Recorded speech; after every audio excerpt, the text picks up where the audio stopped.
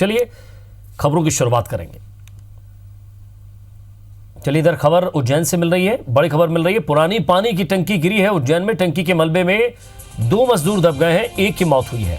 तो पुरानी टंकी को तोड़ने का काम यहां मजदूर कर रहे थे। शासकीय इंजीनियर कॉलेज की ये पूरी घटना बताई जा रही है। ये तस्वीर आप देख रहे हैं जहां पूरी टंकी भरभरा कर नीचे गिर पड़ी है। टंकी के मलबे में 2 मजदूर दबे हैं, जिसमें एक की मौत हो गई है। ये तस्वीर आप देख रहे हैं, पानी की पुरानी टंकी थी, जर्जर टंकी थी, जिसे तोड़ने का काम यहां मजदूर कर रहे थे और सुरक्षा का ध्यान नहीं रखा गया। ये टंकी अचानक भरभरा कर गिरी, जिसमें 2 मजदूर दब गए हैं। खबर ये मिल रही है कि एक मजदूर की इसमें मौत हो चुकी है, जबकि एक शायद अभी भी फंसा हुआ है मलबे में। इधर मध्य प्रदेश की ग्वालियर, देवास और छिंदवाड़ा लोकसभा सीटों के लिए बीजेपी ने अपने प्रत्याशियों की घोषणा कर दी है। ग्वालियर सीट से बीजेपी ने विवेक शेजवलकर को अपना प्रत्याशी बनाया है। विवेक शेजवलकर ग्वालियर नगर निगम के मेयर हैं। उनका नाम टिकट की दौड़ में सबसे आगे चल रहा था। कांग्रेस ने ग्वालियर सीट पर अभी अपना प्रत्याशी घोषित नहीं किया है। वहीं देवास सीट पर बीजेपी ने महेंद्र सोलंकी को अपना उम्मीदवार बनाया है। महेंद्र सोलंकी न्यायाधीश रहे हैं और बलई समाज से ताल्लुक रखते हैं। उनका मुकाबला कांग्रेस प्रत्याशी प्रहलाद टिपाणिया से होगा, जबकि छिंदवाड़ा सीट पर कांग्रेस प्रत्याशी नकुल नाथ के मुकाबले बीजेपी ने नथन शाह को मैदान में उतारा है। नथन शाह छिंदवाड़ा जिले की जुन्नारदेव सीट से विधायक रह चुके हैं। इसके अलावा छिंदवाड़ा विधानसभा सीट पर होने जा रहे उपचुनाव के लिए बीजेपी ने विवेक साहू को अपना प्रत्याशी बनाया है। विवेक साहू का मुकाबला सीएम कमलनाथ से होगा। आपको बता दें कि छिंदवाड़ा से विधायक दीपक सक्सेना ने यह सीट कमलनाथ के लिए छोड़ी थी। और अब बात सुमित्रा महाजन की। सुमित्रा महाजन के चुनाव नहीं लड़ने के ऐलान के बाद अन्य दावेदार मुखर हो गए हैं। इंदौर भाजपा के कई नेताओं ने अपनी दावेदारी ठोक दी है। हालांकि ताई के बाद मालिनी गौड़ का नाम सबसे आगे चल रहा है, लेकिन अब तक चुप बैठे भाजपा के नगर अध्यक्ष गोपी कृष्ण नेमा ने तो यहां तक कह दिया है कि सुमित्रा महाजन उनका नाम दावेदार के तौर पर पार्टी हाईकमान को भेजें, क्योंकि वो 2 बार के विधायक रह चुके हैं और संगठन में उनकी पकड़ है। दूसरी ओर भाजपा के राष्ट्रीय महासचिव कैलाश विजयवर्गीय के विधायक पुत्र आकाश विजयवर्गीय ने भी कहा है कि पार्टी कहेगी तो कैलाश विजयवर्गीय भी इंदौर से चुनाव लड़ेंगे। इधर स्थानीय कार्यकर्ताओं में खासी नाराजगी है। कार्यकर्ताओं का साफ तौर पर आरोप है कि हाईकमान ने इंदौर लोकसभा को प्रयोगशाला बनाकर रख दिया है और जीतने वाले उम्मीदवारों पर दबाव बनाया जा रहा है। से कहा है मैंने कि अगर हाईकमान आपसे पूछे तो आप जो भी नाम दे उन नामों की लिस्ट में मेरा भी नाम रखे।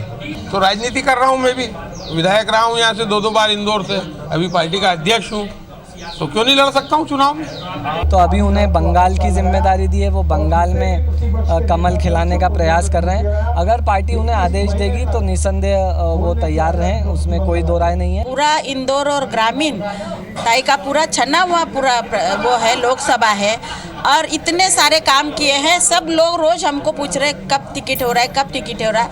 तो मुझे इस बात का गुस्सा है कि प्रयोगशाला क्यों बना रखे। टिकट देना है तो पहले डिक्लेयर कर देते, नहीं देना है तो मना कर देते। चुनाव नहीं लड़ने का ऐलान करने के बाद सुमित्रा महाजन के समर्थक उन्हें मनाने की कोशिश में जुटे हैं। सुबह से ही उनके घर पर बड़ी संख्या में उनके समर्थक और बीजेपी कार्यकर्ता जुटे रहे। कार्यकर्ता अपने साथ बैनर पोस्टर लेकर आए थे। बैनर पोस्टर पर इंदौर कहे पुकार के ताई फिर एक बार से, इस तरह के स्लोगन लिखे हुए थे।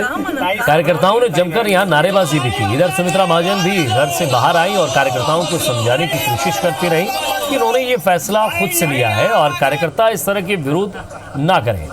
सुमित्रा महाजन ने कहा है कि वो इंदौर की सांसद नहीं रहेंगी, लेकिन इंदौर के लिए वो सदा काम करती रहेंगी। कार्यकर्ताओं ने कहा कि ये ताई का फैसला है, लेकिन फिर भी उन्होंने उनके फैसले पर फिर से विचार करने का अनुरोध किया है।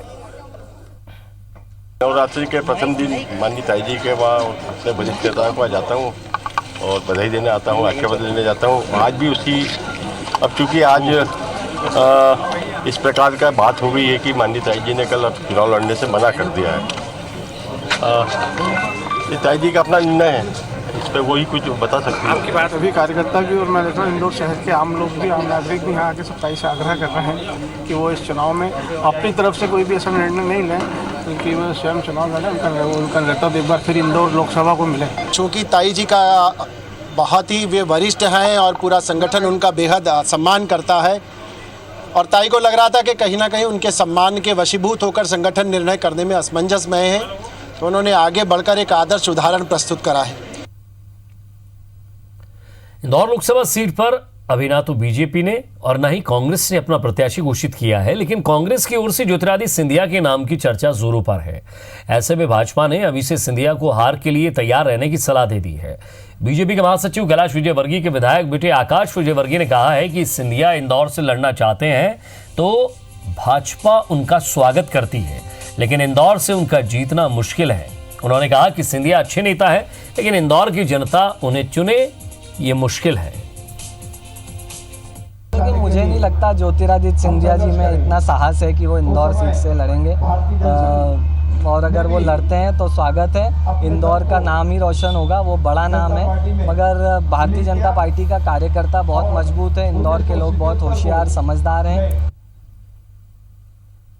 भोपाल सीट पर कांग्रेस प्रत्याशी दिग्विजय सिंह के मुकाबले बीजेपी ने अब तक अपना नाम और अपने पार्टी के उम्मीदवार का नाम घोषित नहीं किया है। इधर मीडिया ने जब मौजूदा बीजेपी सांसद आलोक संजर से पार्टी के असमंजस को लेकर सवाल किया तो उन्होंने कहा कि जो बेहतर होगा उसका नाम सामने आ जाएगा। हालांकि उन्होंने ये भी कहा कि यहां से कमल का फूल चुनाव लड़ रहा है जो दिग्विजय सिंह को हराएगा। आलोक संजर ने शिवराज सिंह के नाम पर कहा कि शिवराज सिंह चौहान उनके मेंटर है, अगर पार्टी उन्हें टिकट देती है तो वो उनके लिए पलके बिछा देंगे। जो बेहतर होगा वो सामने आ जाएगा।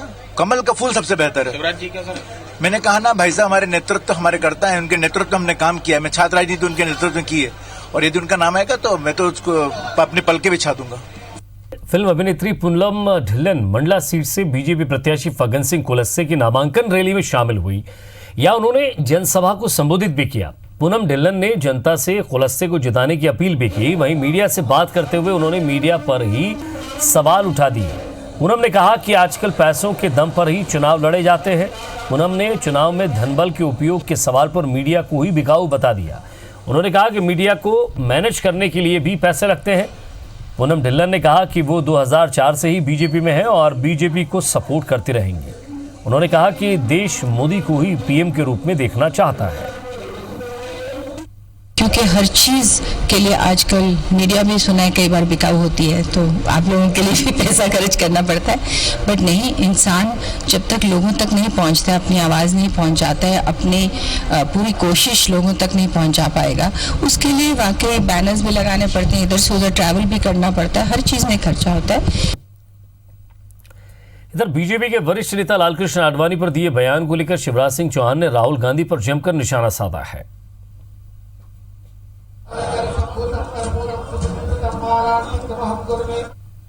घटिया भाषा का उपयोग करना, घटिया शब्दों का प्रयोग करना भारत के संसदीय लोकतंत्र के इतिहास में सबसे घटिया।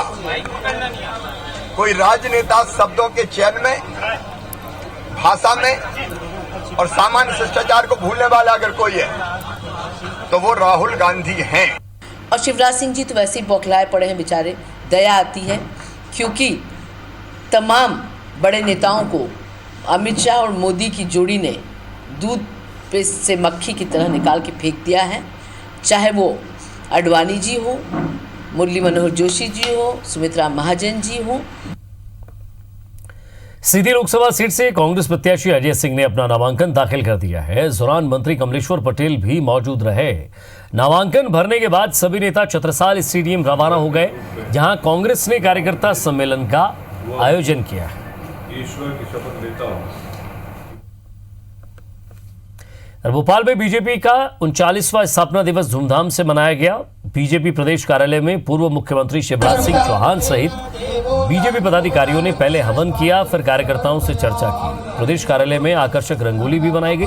वहीं शिवराज सिंह चौहान ने लालकृष्ण आडवाणी के ब्लॉग का जिक्र करते हुए कहा है कि बीजेपी कार्यकर्ता के लिए राष्ट्र पहले है, पार्टी दूसरे नंबर पर, फिर व्यक्ति खुद है।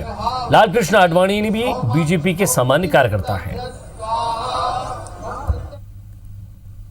ये भारतीय जनता पार्टी है जिसने कहा सबसे पहले देश, उसके बाद पार्टी और सबसे अंत में मैं। ये भारतीय जनता पार्टी है जिसने गरीबों को, सेवा को भगवान की पूजा माना। जबलपुर और महाकौशल अंचल में लगातार हवाला कारोबार की जांच कर रहे आयकर विभाग को बड़ी सफलता हाथ लगी है। आयकर विभाग की इन्वेस्टिगेशन विंग ने जबलपुर में करीब 4000 करोड़ रुपए के हवाला रैकेट को पकड़ लिया है। हवाला रैकेट का संचालन जबलपुर का एक बिजनेस कंसल्टेंट खूबचंद लालवानी कर रहा था। आयकर विभाग ने खूबचंद लालवानी की शांतिनगर स्थित घर में छापामार कार्रवाई करते हुए 67 लाख रुपए कैश और हवाला कारोबार से जुड़ा करोड़ों का हिसाब किताब भी बरामद किया है। हालांकि हवाला कारोबारी खूबचंद लालवानी की तलाश जारी है, लेकिन उसके घर से मिले दस्तावेजों से करीब 4000 करोड़ रुपयों के हवाला रैकेट का खुलासा हो रहा है।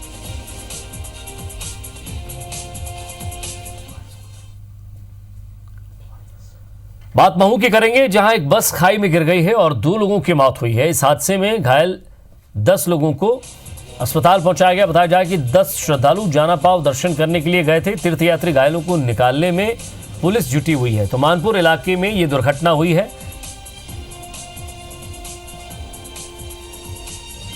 तो महू से खबर मिल रही है कि यात्री जाना पाव दर्शन के लिए जा रहे थे और बस खाई में गिरी है। 2 की मौत हुई है, 10 श्रद्धालु इसमें घायल हुए हैं।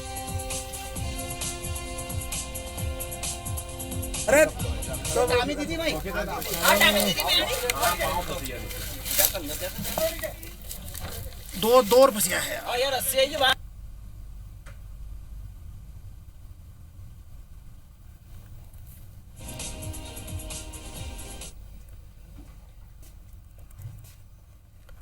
और इसी के साथ फिलहाल इस बुलेटिन में इतना ही। नमस्कार।